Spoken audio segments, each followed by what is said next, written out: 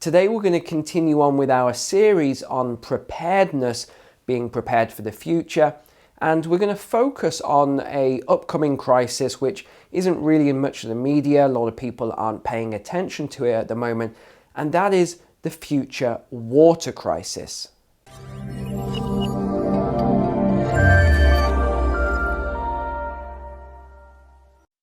So I'm going to explain all of the issues around this today, and then at the end we're going to talk about some action steps so that you don't get caught out when this actually does occur in the future. Water connects every aspect of our lives, and only air actually ranks above water in terms of survivability.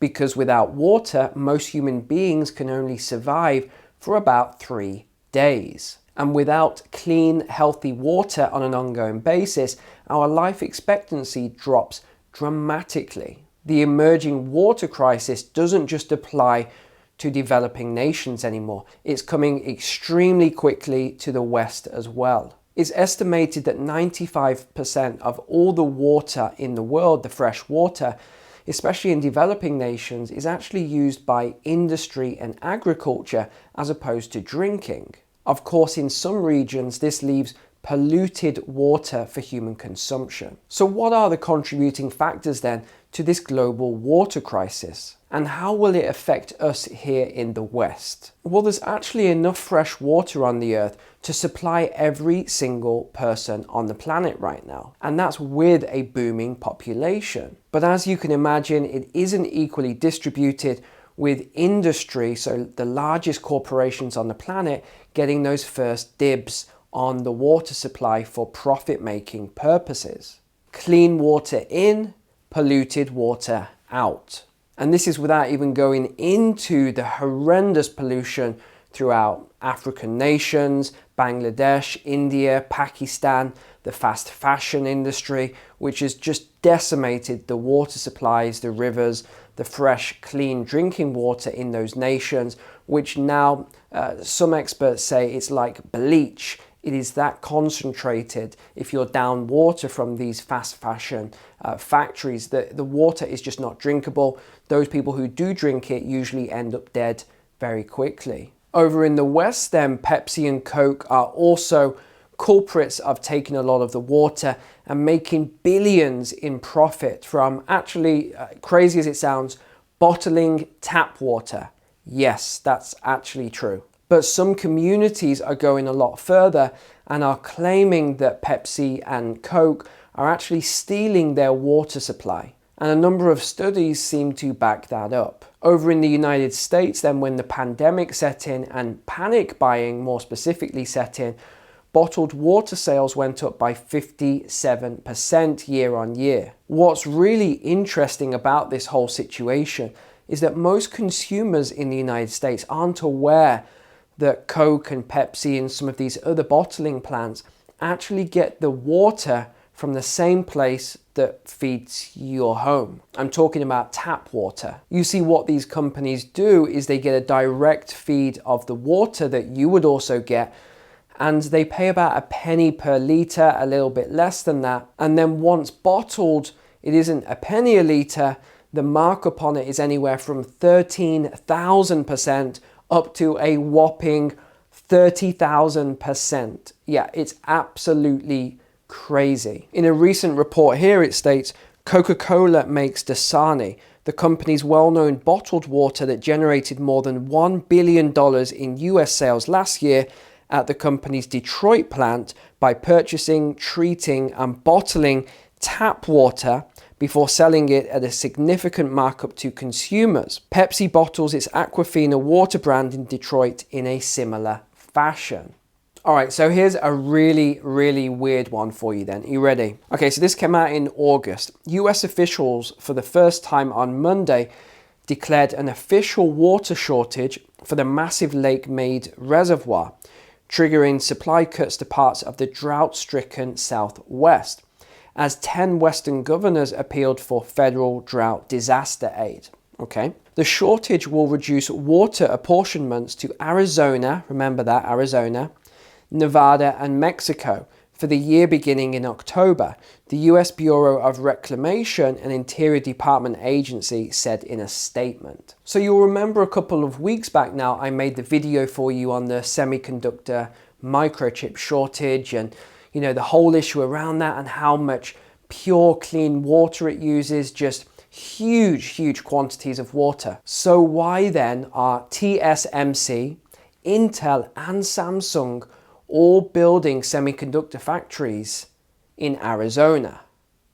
Hi, if you're enjoying this video so far, can you do me a quick favor? Just click the like button. I really appreciate that. Thank you. So TSMC is the Taiwan Semiconductor Manufacturing Corporation. Well, according to TSMC's Liu, last year he told reporters that his company chose the state to build its first American chip facility in 20 years, in part because it's a popular choice of location for young people.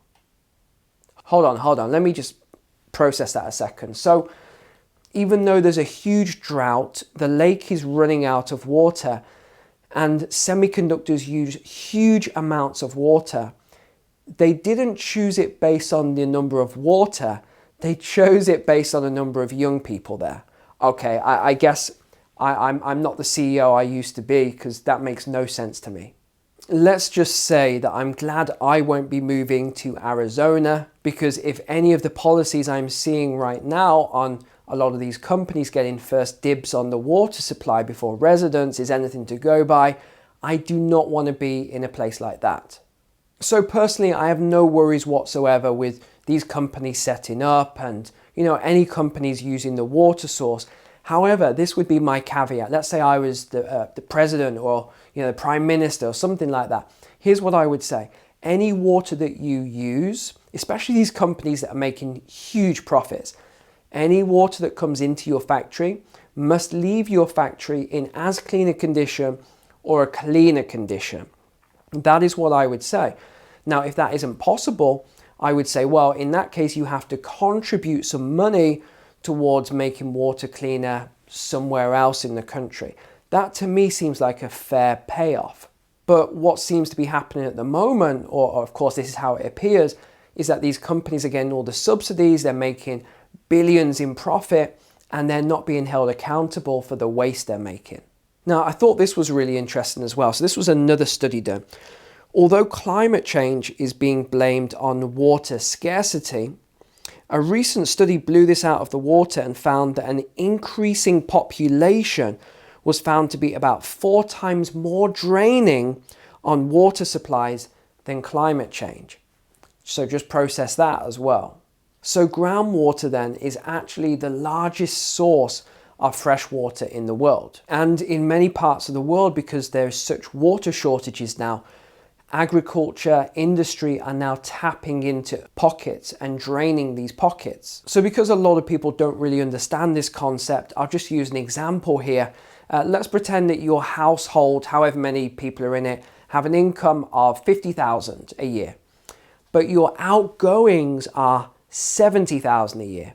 That means that you have a net loss of 20,000 per year. Now, you might be able to go on like this for a year, 2, 3, 4, 5 years because you're getting loans and credit cards and things like that. You can keep going for a while, but eventually the debt becomes so much that you're no longer able to pay it. Well, that's the situation that's going on with the water table at the moment. Wells are having to be dug deeper and deeper and deeper all the time to actually get to that water, and eventually the water will be used up. And when this happens, my prediction is that you won't just see mass migration from poorer nations to wealthier nations, but you'll also see migration from states such as California, Arizona, etc. So some of these western drier states, you'll also see migration into other states that has water. And talking of the water issues that exist in the United States right now, many regions already experience water shortages, droughts and problems, because the more new homes that are built in an area, unless that water supply is upgraded, eventually those homes start to drain upon that water supply. you get lower pressure, you get all sorts of issues that come with it. The UK is a great example of that because some of these houses were built hundreds of years ago and the water systems were built so long ago. Oftentimes we will experience low pressure when trying to take a shower, or in the summertime occasionally there might be issues with the water shortages. But I think it's Flint, Michigan in the United States that really takes the prize here for the worst conditions for their water. You may be familiar with the story. A number of people were dying, and eventually the community got together and they took legal action against the government there. And what they actually found was the government had switched over their drinking water for a other source of drinking water to save money. This other source of drinking water had a lot of problems, lead pipes. So people got lead poisoning. They also got Legionnaire's disease. So this was a really good lesson for me actually, to just understand that you can't always rely on the government to do the right thing for you. And in California, as I've talked about a couple of times now, farmers are now actually having to resort to killing their crops. Now, obviously California is a very dry state, so a lot of the water comes from elsewhere. This is quite interesting. So the American West is drying out as the region faces an unprecedented drought. Today's water crisis in this region stems from decisions made over a century ago, so from a different region here. In 1906, the Bureau of Reclamation drained wetlands to create farmland, disrupting the careful balance of water needed to sustain others in the basin. In recent years, lake levels have dipped below federally mandated levels and further endangered the ecosystem. And in May, the Bureau of Reclamation shut off the primary canal that diverts irrigation water, leaving farmers without a water supply for the first time since irrigation began in 1907. This is California, ladies and gentlemen. All right, you think you're safe, you're in the wealthiest state, California, but no, look how easy it was for them to just turn off the water to California. Eventually, a lack of water and dying crops will be a problem that impacts what produce, so your vegetables, your fruits, etc., you'll find at your local grocery store, which is actually a topic we've been talking a lot about recently in terms of the crops failures, the shortages at the grocery stores, and now we're hearing it's somewhere in the region of 12%, I believe, of crops for the United States is grown in California or generally on the West Coast. And I actually saw this with my own eyes a couple of years ago. I was taking a train through California, Southern California, and it was just miles and miles and miles of mainly orange trees that were just brown, grey, dead. They been left to rot away. They had failed because they couldn't get the water to them anymore. And actually the water issue in California was one of the deciding factors. It wasn't the main one, but it was one of the deciding factors for my family, my wife's family, actually leaving California earlier this year for the Midwest. Another state that I went to look at, interestingly enough, was Nevada, more specifically Las Vegas, because so many people, YouTubers, celebrities, etc., were talking about Las Vegas, how amazing it is to live there, etc. So I took a drive out there with my wife. We had a look around, and honestly, I just wasn't feeling it. I even saw Graham Stephan when I was there, who, he's a huge YouTuber, isn't he? I just wasn't feeling it. And all that was in the back of my mind was knowing the water table's running down and down and down all the time, and Las Vegas is getting bigger and bigger and bigger. I thought, why would I want to live in a place, well, firstly in a desert that has very little water whilst the supplies are running down? To me, it just didn't make sense. I just wasn't feeling it. So that's one of the reasons that I decided not to go to Las Vegas, for those of you that were asking me recently. Over in the UK then, it seems from a number of surveys that the general public has no idea about the water issues in the United Kingdom. The findings of a recent survey said that 72% of the British public believe the UK has enough water to meet daily demands. However, the public remains largely unaware of the risks that population growth and pollution is having on water supply. So when they were asked about this, it was negligible. Almost no one thought that this was an issue. So currently daily water usage in the UK is about 143 litres per person. Now, if you were to go back to the 1960s, it was a lot less than this. It was 85 litres per person. So of course, we're now using almost double what we used to use 60 years ago, and we have a much larger population. Okay, so this one really made me laugh. In one study of 18 to 24-year-olds, a large number of people said, "How can we be running out of water when we're an island surrounded by it?" And ironically enough, they believe the following were much more important issues to tackle right now rather than water supply. Here, are you ready for this? So number one was plastic pollution, with 39% of them casting their vote that plastic pollution in the UK was a much bigger crisis than making sure we had enough water. Number two then, with 16% of the vote, was food waste. People felt that we were wasting too much food, and that was more important to get that under control than it was to correct the water issue. Number three, with 11% of the vote, was carbon footprint. People believe that we need to neutralize our carbon footprint more than we need to take care of the water issues in the United Kingdom. And then in fourth place, finally, 10% of those 18 to 24-year-old geniuses thought that we should take care of the water. God help us, guys. So you'll be really happy to hear that the United States ranks in third place for having the largest body of fresh water on the planet. So that's good for you guys. In fourth place was Canada. So you rank just after the United States. Don't even ask where the United Kingdom and Australia is on this. We're just miles behind, so we won't even go there. So what can we all do then to make sure that we're not caught off guard, we don't have any major water shortages where we are, etc.? Well, you know what I'm going to say first and foremost, as I keep advising and guiding you, get out of the cities if you can. If you can work remotely, get away from the big cities. These are not going to be the place you want to be in the near future, especially if you can get a bigger house, more space, a large garden or yard. You can get all of this for a lot cheaper than you would pay in the city. So if you can then look for property that has a water source. You can always dig a well if that's permitted in your area.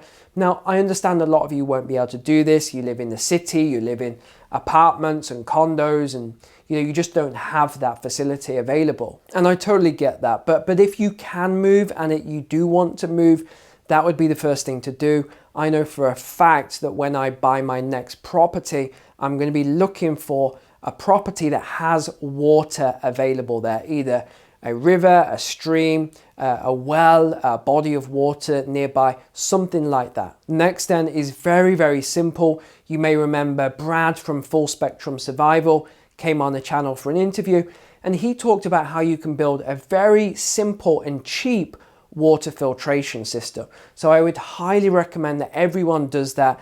Get yourself one of these water filtration systems. If nothing else, you can filter rainwater or whatever else if there was ever a major crisis. That leads me on to the next point then, which is to get a couple of water butts for your backyard or your garden. These things hold huge amounts of water, and if you have a filter, this can be your worst case scenario. At least you would have some water there available for you if you ever needed it. And finally then, and this should be absolute common sense to every single one of you, please tell me that you have this already, which is to have some bottled water at home. Now, this isn't going to last you more than a few days in most cases, because human beings, we consume a lot of water on a day-to-day basis. It's not something you ever think about because you just go to the tap, you turn it on, you get your water. But we do consume a lot of water for cleaning, for drinking, cooking, washing, etc. So just make sure that you have bottled water at home that you can use for drinking until the water gets turned back on, or whatever emergency we're going through, like a cyber attack on the water supply companies or whatever. You know, sometimes these can go on for a few days. You look at the recent hacks on some of the other manufacturing. They went on for 3 or 4 days. One of them was 5 or 6 days before they got it resolved. So if you don't want to have to go through this sort of craziness if something like that does happen, which I think is quite likely for the future, for cyber attacks to actually go after the water companies, then just make sure you have some bottled water, and at least then you'll be okay for a few days. Thank you so much for watching today, guys. Really appreciate it. Please click the like button, subscribe, and leave me a comment. I love to read your comments. Let me know what you think of everything I've said today. Until next time, God bless. See you soon.